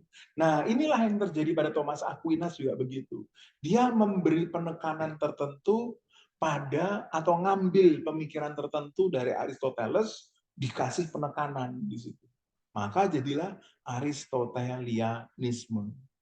Nah, itu yang penting sekali. Makanya kenapa saya sudah sampaikan, sebenarnya kurang tepat gitu kalau disebut Thomas Aquinas itu Aristotelian begitu sebenarnya. Tapi nggak apa-apa, ini dalam rangka untuk memahami, nggak apa-apa. Oh ya, sebelumnya juga perlu saya sampaikan juga, di abad pertengahan itu makanya konflik besar itu apa?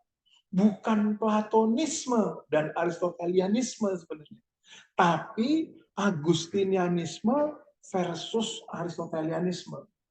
Karena lagi-lagi sebenarnya tidak tepat juga kalau Platonis gitu.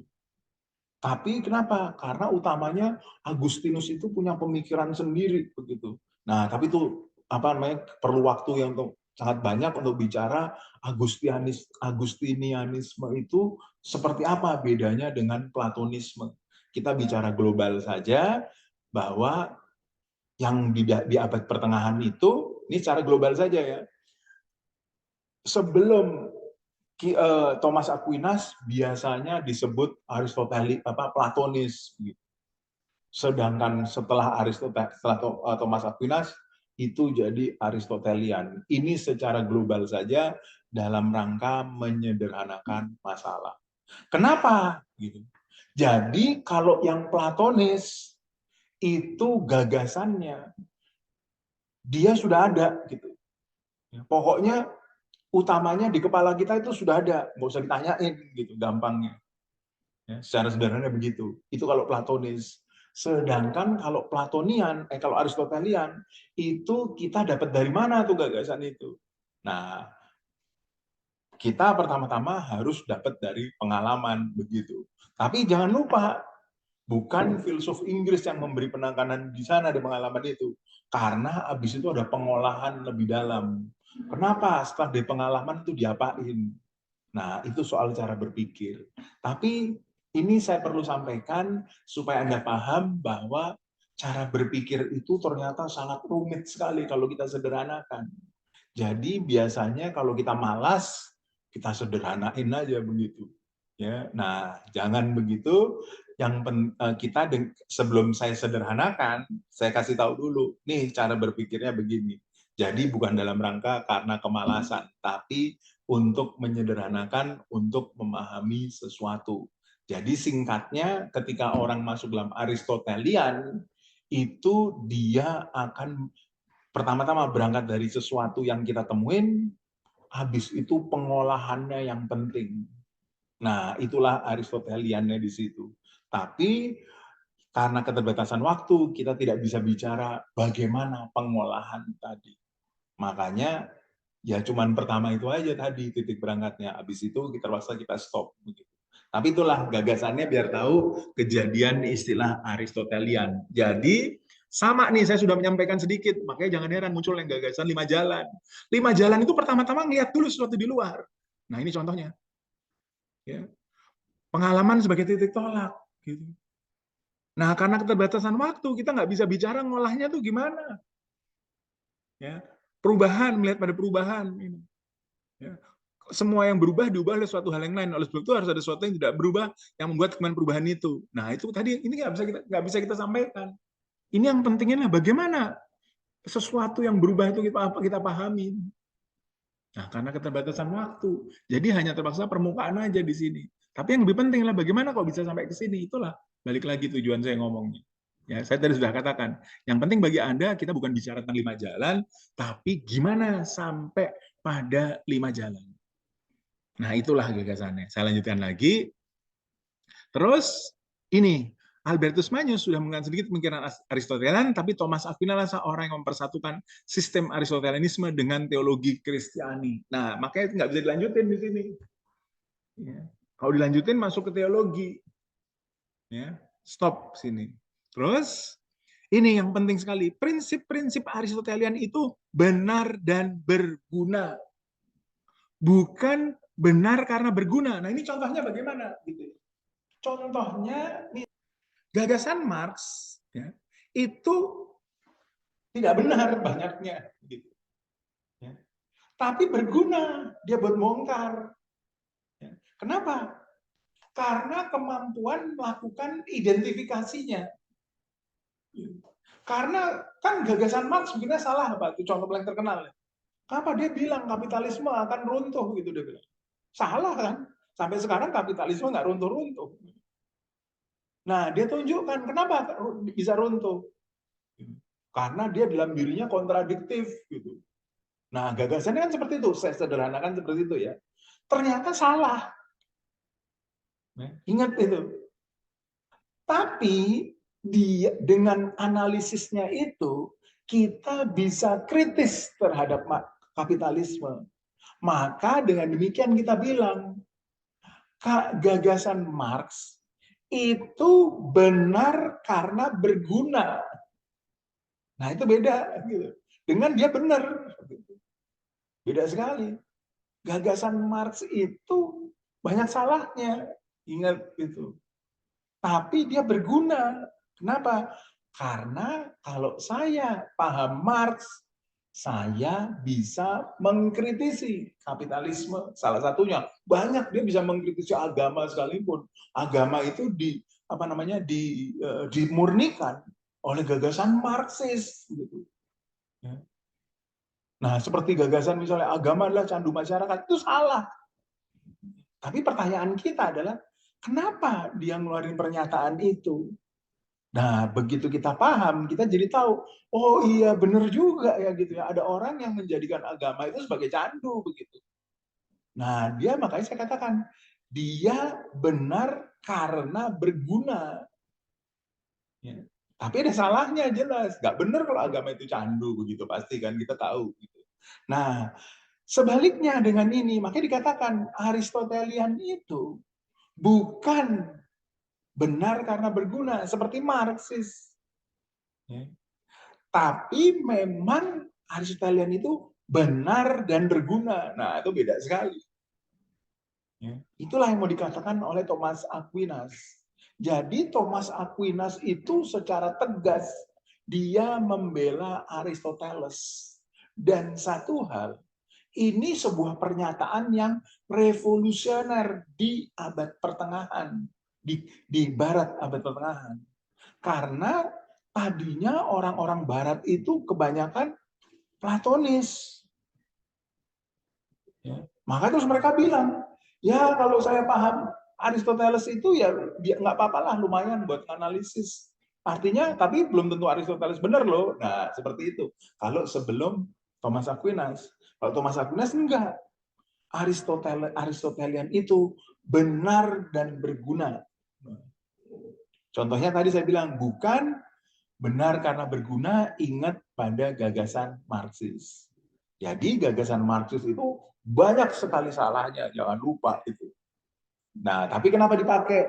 Karena dia bisa untuk menganalisis masyarakat. Maka berarti kita bilang Marxis itu benar karena berguna.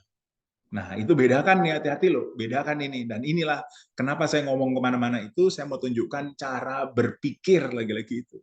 Nah, dalam hal ini kita mau bicara, Thomas Aquinas bilang, Aristoteles itu benar. Aristotelian, minta maaf, prinsip-prinsip Aristotelian itu benar dan berguna. Nah, ini yang penting. Terus, nah ini yang tadi sudah saya bilang nih, filsafat Thomas tidak identik dengan Aristotelianisme. Ya. Karena Thomas juga menggunakan pemikiran di luar Aristotelianisme. Gitu. Terus habis itu sebagian besar pemikiran Thomas adalah ajaran Aristoteles, tetapi ajaran Aristoteles yang dipikir kembali oleh seorang pemikir besar. Nah, makanya saya bilang ini penyederhanaan kalau Aristotelian tadi. Ya nggak apa-apa lah dalam rangka kita belajar untuk mendapatkan cara berpikir. Kita paham dulu, kita pakai ini supaya begini langkah kita. Tapi kita sadar bahwa hati-hati jangan disamakan. Begitu. Nah ini contohnya yang digunakan. Masalah aktus dan potensi. Ya. Namanya Aristoteles mengatakan potensi tidak didapat dari aktus bila dilihat oleh agen yang sifatnya sudah aktual. Ya. Jadi gimana nih cara memahaminya? Ya. Cara memahaminya itu adalah gagasan teleologis gitu kalau kita pakai bahasa sekarang gitu. Ya. Jadi seperti apa kalau gagasan teologis itu? Ya. Saya kalau gagasan teologis itu nanti kita bicara tentang masalah finalitas menambah di situ ya. Tapi maksudnya begini loh ya. Namanya gagasan Aristoteles begini. Potensi tidak bisa didapat dari aktus bila dilihatnya melalui agen yang sifatnya sudah aktual. Nah, caranya begini. Anda ya, tidak bisa memahami yang namanya padi ya, dari nasi. Itu yang penting. Anda tidak bisa memahami padi dari nasi. Ya. Tapi, nah ini penting sekali. Tapi Anda bisa kurang lebihnya saja tahu bahwa asal-usul nasi itu dari padi, bisa tahu. Nah itulah kurang lebihnya gagasan Aristoteles. Ya. Jadi gampangnya apa? Gampangnya itu kita harus menelusuri dan harus ketemu langsung. Nah itulah gagasan empirisismenya Pak Aristoteles. Saya itu tahu pernyataan tadi, saya tidak bisa paham tentang padi dari nasi, caranya saya harus menelusuri. Kenapa kok nggak sama? Saya lihat gini loh, pertama-tama tadi sebelum masak tuh gimana? Ini kan udah jadi nasi nih. Gimana nih? Tadi sebelum masak gimana tadi bentuknya? Oh, bentuknya kayak gini. Mundur kita. Dari nasi tadi kenapa? Oh, ternyata dari beras. Terus habis itu dari beras ini. Katanya dari tanaman. Beras emang tanaman. Nggak kelihatan kita. Beras dari mana? Oh, ternyata sebelum beras ada sesuatu diolah, itu ternyata dari gabah. Mundur kita ke gabah. Setelah itu gabah itu kan sudah di mana di gudang gitu. Dari mana nih asalnya gabah?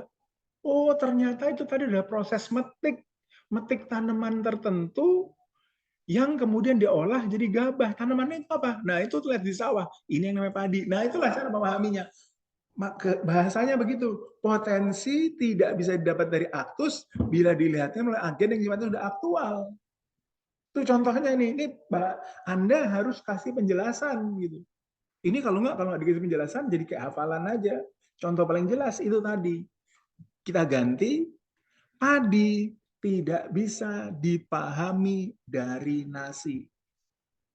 Bagaimana caranya? Terpaksa kita mundur. Nah, makanya dari situ nih disimpulkan. Ini jauh sekali disimpulannya. Dari fakta adanya gerakan yang terlihat. Gerakan terlihat kan tadi. Padi, kemudian pindah jadi beras, gabah, kemudian pindah jadi beras, kemudian pindah jadi nasi. Berarti ada penggerak gitu. Ini penyimpulan. Nah, itu gagasannya. Cara memahaminya Aristoteles.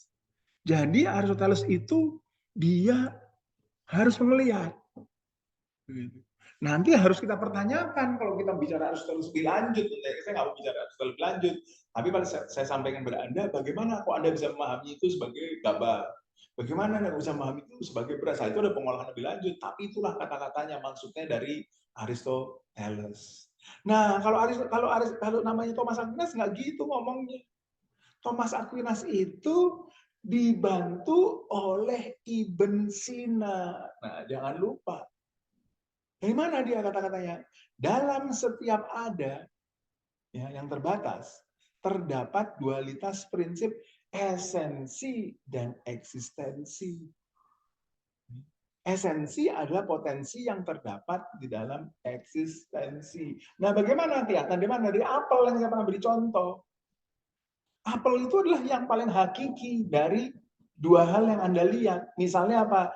Ada satu apel yang belum dimakan, atau dia belum matang, sama ada satu lagi apel yang sudah dimakan. Keadaannya kayak begini.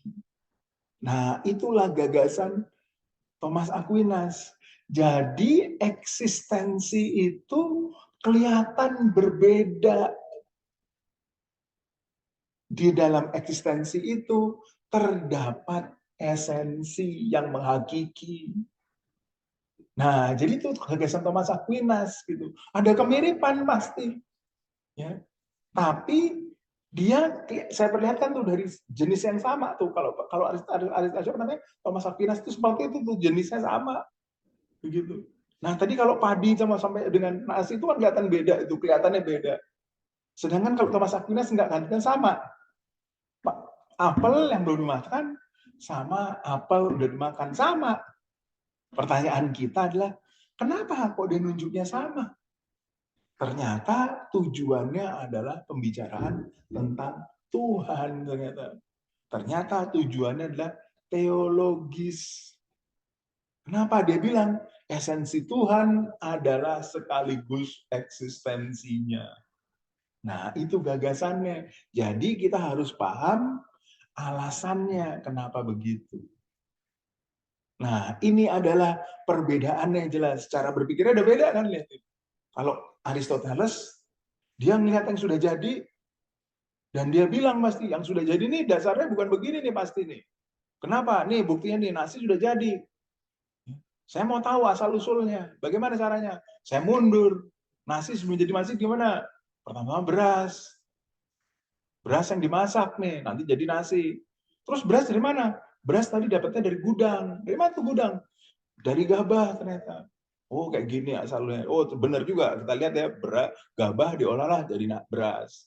Nah dapat gabah. Loh gabah nih tanaman udah nggak di tanah lagi, udah ada di gudang. Gimana nih asal usulnya gabah nih? Oh ternyata gabah itu dari sini nih, ngambil metik dari sini. Nah ternyata asal usulnya dari padi. Itu mundur. Potensi itu padi. Hasil akhirnya aktusnya apa? Jadi beras, nasi. Thomas Aquinas nggak gitu. Kalau lihat kan, kalau namanya nasi sama beras kan kelihatan sekali ada suatu hal yang berbeda jauh sekali. Kalau Aristoteles bicara seperti itu, ada suatu hal yang berbeda. Nah, kalau Thomas Aquinas hal yang sama. Dengan Ibn Sina, dia mengacu Ibn Sina, dia pakai contoh apel. Maaf, cara memahaminya pakai apel tadi. Ada apel yang utuh, tapi ada juga apel yang udah dimakan. Terus apel yang utuh tadi ini belum matang. Ya. Nah, berarti kita bisa mengatakan apa? Nanti bakalan kalau apelnya sudah makan, sudah matang, dia bisa dimakan. Jadinya makanya ada apel yang sudah dimakan. Loh, kenapa kok seperti itu? Nah, dia bicara soal ada sesuatu yang sama dalam satu hal yang sama. Tujuannya untuk bicara mengenai Tuhan. Nah, itulah perbedaannya cara berpikir. Makanya dikatakan kan, hati-hati. Thomas Aquinas tidak sama dengan Aristoteles cara berpikirnya. Tapi buat gampangnya, nah sekali lagi, demi mempermudah, dengan terpaksa kita anggap sama atau mirip dalam rangka mempermudah. Sebagiannya itu cara berpikir anakronis juga. Ada pertanyaan dulu dari aktus dan potensi. Kalau tidak ada pertanyaan, maka saya lanjutkan masalah finalitas. Nah, kalau Aristoteles bicara tentang teleologis, ya, teleologis itu gagasannya gimana? Ini kalau saya senang memberikan contohnya itu pakai film Jumanji, begitu kalau saya senang memberikan contohnya, begitu ya. Jadi bagaimana namanya setiap tokoh itu dia sudah punya kemampuan dan kekurangan. Ketika kita nonton film itu, pertama-tama kalau kita nggak berpikir teologis kan, wah dia kenapa ya punya kelebihan ini? Kenapa dia punya kelemahan ini? Nah, kalau kita nggak berpikir teologis, kita hanya menikmati si A punya kelebihan ini, si B punya kekuatan ini, apa kekurangan ini. Sudah itu aja. Tapi dalam perjalanan kita tahu kan, ternyata kelebihannya itu akan digunakan untuk melawan musuh begini. Ternyata kekurangannya itu menghasilkan dia jatuh karena ini. Begitu kan kita akhir dalam film. Nah, makanya setelah itu kalau kita sudah berpikir teologis, pasti kita berpikir bahwa pasti nanti ada kejadian-kejadian yang membutuhkan kelebihan dia begini, dan pasti nanti ada kejadian-kejadian yang menyebabkan dia gagal. Nah, kita kalau berpikir teologi sudah tahu seperti itu. Nah, nanti kalau Anda nonton film Jumanji, misalnya ada belum nonton, kalau Anda nonton, Anda sudah dipakai kerangka teologis seperti itu, jadi sudah tahu. Oh, nanti bakalan ada kejadian begini, pasti begitu.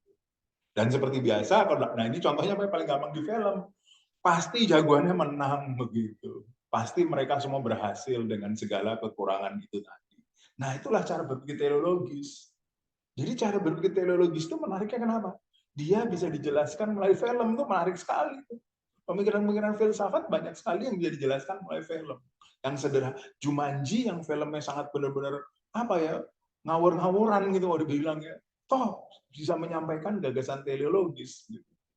Nah, itu dari Aristoteles. Ya. Nah, kalau Thomas Aquinas enggak. Thomas Aquinas itu enggak teologis sama sekali. Beda sekali itu Pak. Teologis tadi seperti itu. Contohnya di Jumanji tadi. A punya kelebihan ini. A punya kekurangan ini. B punya kelebihan ini.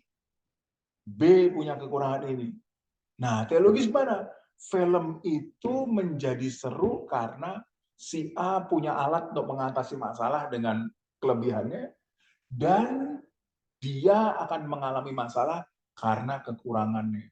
Tapi pasti banget dia cuma jagoannya semua menang semua, udah pasti begitu. Itu teologis. Kalau namanya Thomas Aquinas nggak begitu. Lagi-lagi dia balik lagi ke Tuhan nih. Contohnya lagi-lagi ini contohnya bagaimana filsuf abad pertengahan. Ngomong apa-apa akhirnya balik lagi ke Tuhan. Sama bicara finalitas nih, gara-gara saya ngomong tadi, saya lupa sebutkan masalah selanjutnya adalah finalitas. Kalau Aristoteles berpikirnya teleologis. Kalau Thomas Aquinas enggak. Kalau Thomas Aquinas itu kita ketemu dalam agama gitu. Kalau kita sering gagasan gimana contohnya? Dari tanah kembali ke tanah itu kan kita gagasannya begitu. Itu gagasannya Thomas Aquinas seperti itu. Dalam bahasanya Latinnya yang mengambil dari Yunani kuno, dari alfa kembali ke omega. Kalau kita terjemahan kita empirisnya dari tanah kembali ke tanah. Atau kalau bahasa teologisnya dari Tuhan kembali ke Tuhan. Nah, itu bahasanya begitu. Itu gagasan finalitas dari Thomas Aquinas. Gagasannya itu alfa ke omega. Sedangkan Aristoteles teleologis. Nah, itulah perbedaannya. Jadi kelihatan lagi kan, Aristotelian itu tidak sama dengan Aquinas gitu, pemikiran Aquinas. Tidak sama jauh sekali gitu. Kalau kita bicara detailnya. Ada pertanyaan dari sini. Nah, kalau tidak pertanyaan ini catatan kecil saja begitu ya. Yaitu apa sistematika dalam pemikirannya bukan dibuat olehnya, melainkan oleh para ahli filsafat. Ya. Terus menurut Etienne Gilson, ini ahli filsafat Katolik ya, supaya didapatkan pemikiran yang murni, ya, cara yang benar untuk mengerti filsafat Thomistik adalah dengan mengikuti alur berpikir teologi Thomistik. Jadi yang dilakukan oleh para ahli filsafat itu mengikuti alur berpikir teologisnya. Nah, ini yang saya tunjukkan di sini. Ini saya langsung terapkan. Kenapa kok berpikirnya paparan ini seperti ini? Sebabnya ini mengikuti teologinya Thomas Aquinas. Teologinya Thomas Aquinas itu cara berpikirnya dari sesuatu yang empiris, akhirnya sampai pada gagasan Tuhan. Ini ngikutin, ini contohnya langsung diterapkan. Nah, ini buktinya. Ya. Nah, tapi kita tidak berbicara detail, jadi saya tunjukkan bagaimana cara berpikir Thomas Aquinas, kelihatan sekali di sini. Bahwa akhirnya menuju pada Tuhan. Jadi sebelum memaparkan teologinya Thomas Aquinas, menariknya kenapa? Pasti dia memaparkan filsafat. Dan itulah yang diambil bagi kita yang lebih penting di situ. Bagaimana cara mengolah dia filsafatnya seperti apa? Begitu akhirnya dia mau masuk ke teologi, hapus, berhenti, stop, jangan dilanjutin. Nah, kita dapat tuh pemikirannya itu. Nah, itulah yang bisa kita kalau belajar filsafat juga gitu. Ada hal-hal yang kadang-kadang kita ambil aja yang pertama-tama. Setelah itu kita tinggal. Kenapa? Karena jauh sekali dari kita. Nah, Thomas Aquinas juga sama. Nah, itu adalah cara berpikir Thomas Aquinas. Ada pertanyaan dari sini? Nah, kalau ada pertanyaan, maka inilah semangat berpikir Thomas Aquinas. Itu yang pertama, Pak. Realis dan konkret. Maksudnya gimana? Jadi yang paling pertama adalah dimulai dari dunia nyata. Ya. Realis itu bagaimana? Itulah pertanyaannya. Kita bertemu ada aliran realis begitu, ada aliran nominalis. Kalau aliran realis itu gagasannya itu adalah bahwa ada sesuatu di kepala saya. Ya. Nah, terus benar ternyata emang benar di luar memang ada kayak gitu. Contohnya misalnya begini. Saya berpikir kalau teori kan begitu. Jadi misalnya begini, saya berpikir ya, kenapa ini semua kejadiannya seperti ini? Menurut saya ini ini gara-gara kekuatan matahari gitu. Misalnya begitu saya berpikir. Saya pakai teori itu. Ternyata benar.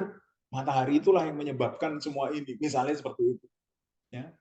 Nah, contohnya misalnya saya punya teori gitu. Nah, ini kan terbukti demikian. Sekarang kok panasnya setengah mati? Yang paling pertama ini panas ini pasti matahari itu. Nah, saya nggak ketemu nih. Misalnya ngomongin di ruangan ber-AC begitu ya. Saya ngomong, wah ini di luar tuh panasnya setengah mati gitu. Ini saya ngomong di ruang ber-AC, padahal dinginnya setengah mati begitu. Saya bilang, wah ini di luar panasnya setengah mati itu kenapa? Ini gara-gara matahari. Tapi belum selesai begitu saja. Matahari itu lapisannya makin rusak gitu. Kenapa? Dulu kan matahari dari dulu udah ada ya. Jadi kenapa kok sekarang jadi makin panas? Apakah mataharinya makin dekat? Oh bukan, kalau kita baca penelitian para ahli, matahari tetap aja jaraknya harus segini gitu. Matahari misalnya jaraknya misalnya ya saya buat ngarang aja misalnya harus 100 berapa misalnya 1000 seribu-ribu, 1 miliar kilometer misalnya begitu.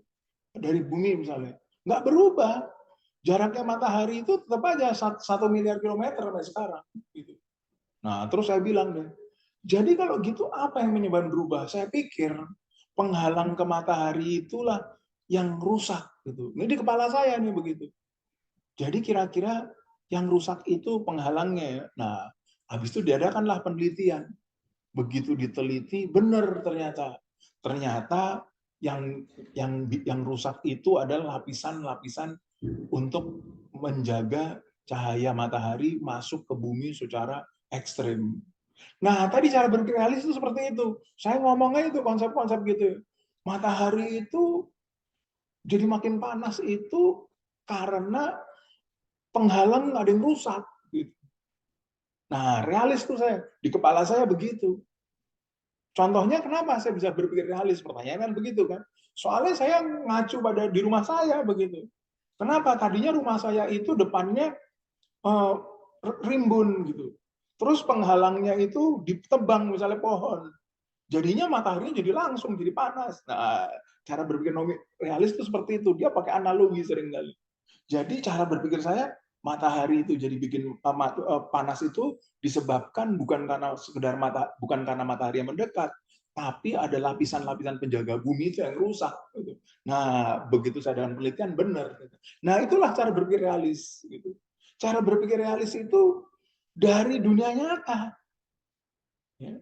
Terus habis itu dia pertanyakan lebih lanjut sama nih, seperti Thomas Aquinas ini. Habis itu dia pertanyakan kok bisa begitu? Terakhir, kenapa syarat-syarat kok bisa begitu? Nah, itu kan sama dari cara berpikir realis kayak seperti itu. Jadi pakai konsep-konsep. Nah, kalau namanya Thomas Aquinas, lagi-lagi tujuannya ke Tuhan. Dia mau bicara tentang apa? Tuhan itu ada pertama-tama. Nah, begitu dia ngomong, bagaimana Anda menjelaskan Tuhan itu ada? Bagaimana Anda melihat bahwa Tuhan itu ada? Nah, kan realis tuh. Saya seperti matahari tadi, panas karena begini. Cara berpikir, tapi di sini kan kita biar Tuhan. Beda jelas. Kalau matahari kan sangat fisikal. Gitu. Kalau ini kan Tuhan. Gitu. Bagaimana? Caranya saya ketemu dengan hal-hal, kenapa kok bisa ada seperti ini? Nah, contohnya nih, saya pakai kesempurnaan. Tuhan itu ada. Begitu saya bilang. Gimana Anda kok bisa bilang Tuhan itu ada? Kita harus melihat pada dunia nyata. Tuhan itu apa sifatnya? Tuhan itu sifatnya sempurna misalnya. Bagaimana kok Anda bisa bilang sempurna? Nah, kita lihat dalam dunia nyata. Kita ketemu dengan hal-hal yang sempurna.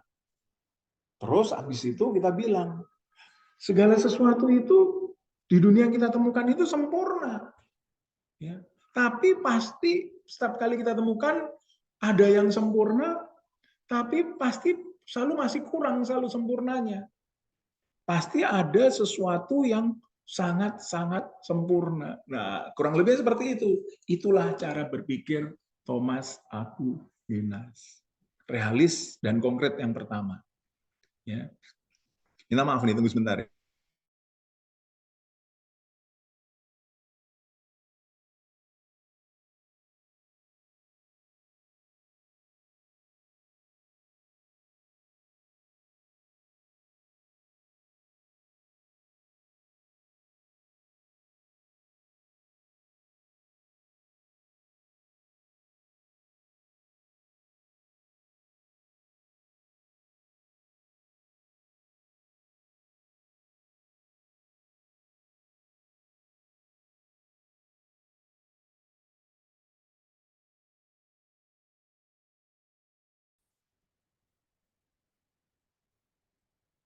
Ya, saya sambung.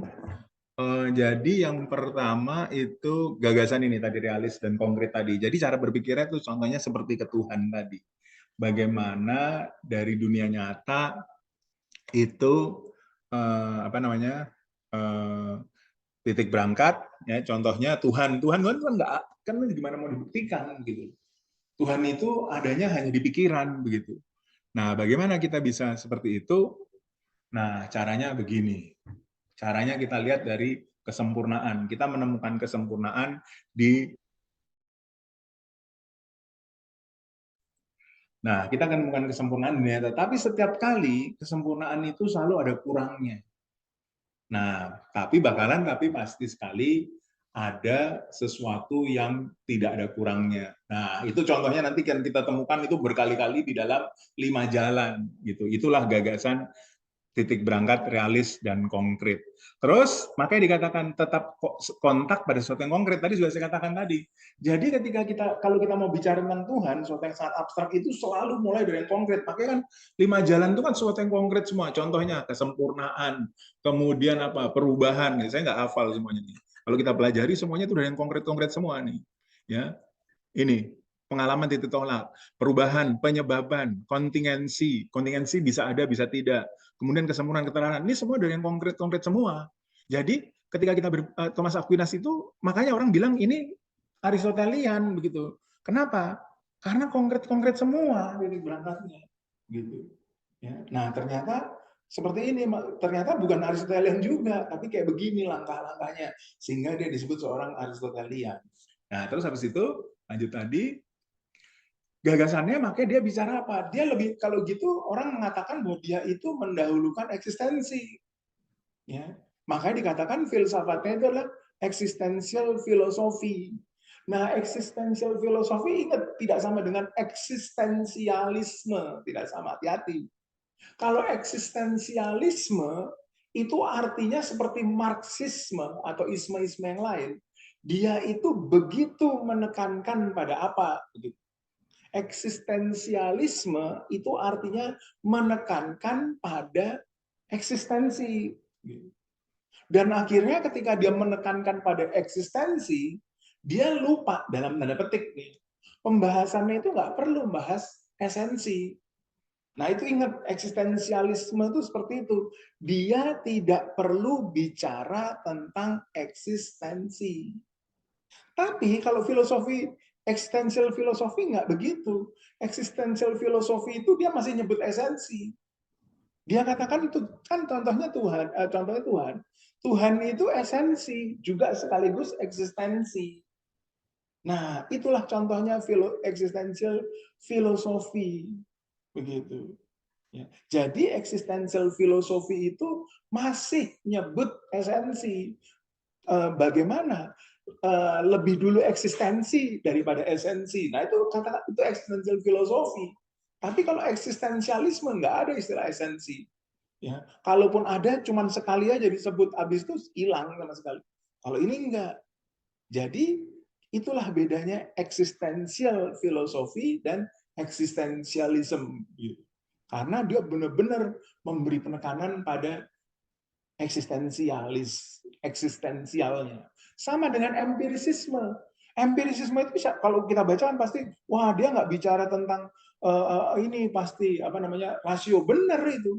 Dia begitu menekankan pada kalau dapetin sesuatu tuh gini caranya. Jadi pengetahuan itu pertama-tama itu dari pengalaman, udah titik. Muter-muter dia di situ. Dia seolah-olah nggak ada yang lain, makanya dipertentangkan rasionalisme dengan eksistensialisme. Gitu. Kalau rasionalisme nggak ada pengalaman. Begitu. Nah itulah contohnya begitu. Ya. Nah terus habis itu objektivisme. Kenapa objektivisme? Hati-hati. Dia begitu maksudnya objektivisme ini adalah hati-hati soal penekanan. Penekanannya itu adalah objek. Ya. Jadi ini gagasan objek. Dan gampang. Lagi-lagi contoh Tuhan. Kita memahami Tuhan dari mana? Dari kesempurnaan. Kesempurnaan yang ada kita temukan di mana? Di objek. Nah, dia nekenin tuh di objek, makanya disebut objektivisme. Nah, inilah yang perlu dipahami. Jadi bukan sekedar dihafalkan, apa itu maksud istilah-istilah yang dipergunakan. Gitu. Ya. Ternyata hati-hati penggunaan setiap kali. Ya. Nah, inilah gagasannya. Ada pertanyaan dulu dari sini. Nah, kalau tidak pertanyaan, saya lanjutkan. Ya. Nah, jadi catatan pentingnya karena adalah seorang teolog Kristen, maka menurutnya filsafat secara langsung pada pengetahuan tentang Tuhan sebagai the last end dan mengenal Tuhan tentang the ultimate end dari setiap usaha pemahaman segala tindakan manusiawi. Nah, inilah gagasan teologisnya yang tidak bisa kita lanjutkan. Jadi dia sudah bicara macam-macam nih cara berpikir, habis itu dia pasti ke Tuhan, itu sudah pasti. Dan itu tidak bisa kita lanjutkan. Ada pertanyaan dari sini? Kalau ada pertanyaan, saya lanjutkan sedikit. Ini pemikiran tentang filsafat dan teologi. Nah, ini singkat. Filsafat tergantung pada terang nalar. Ya, teologi juga pakai nalar, jangan lupa. Tapi prinsip-prinsipnya dari otoritas. Akhirnya dia bicara, pokoknya sudah ada Tuhan, udah titik. Bagaimana langkah-langkahnya ke Tuhan? Nah, ini dia pakai nalar juga. Ya, tapi modalnya adalah sudah ada Tuhan. Gitu. Nah, terus habis itu objek-objeknya adalah jelas. Misalnya contohnya persepsi misalnya. Misalnya contohnya alam misalnya. Apa? Objek-objek bukan sesuatu yang diwahyukan, dapat dipahami dan ditangkap oleh terang nalar. Alam kan jelas. Ya. Kemudian apa? Persepsi bisa dipahami, persepsi itu kayak gini nih cara memahaminya. Nah, contohnya seperti itu. Dan banyak ya, imajinasi, persepsi, kesadaran, dan seterusnya. Terserah begitu.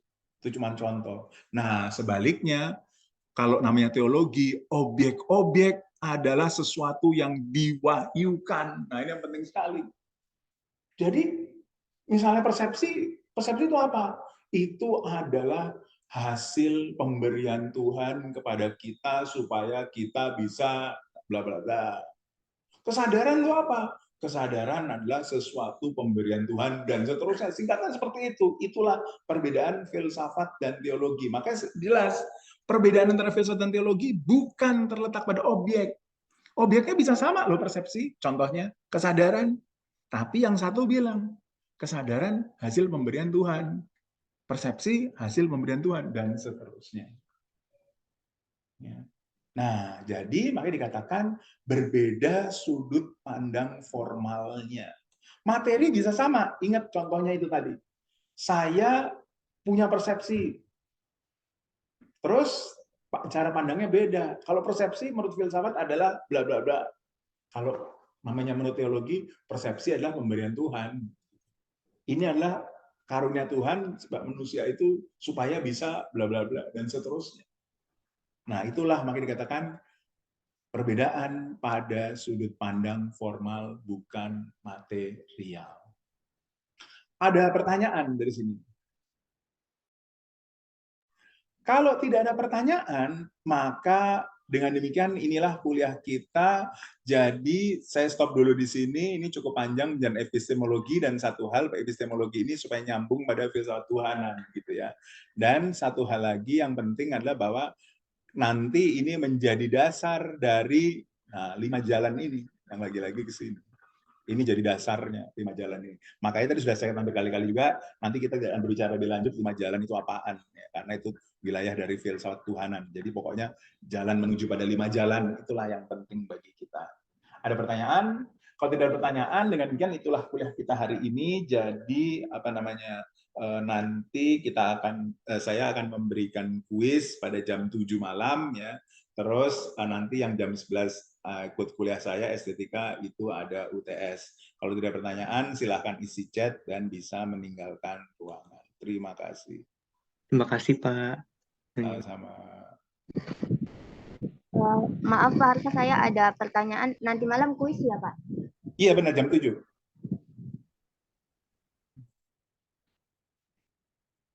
Terima kasih Pak. Sama-sama. Terima kasih, Pak. Sama-sama.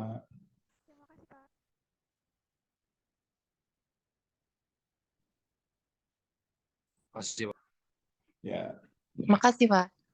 Ya.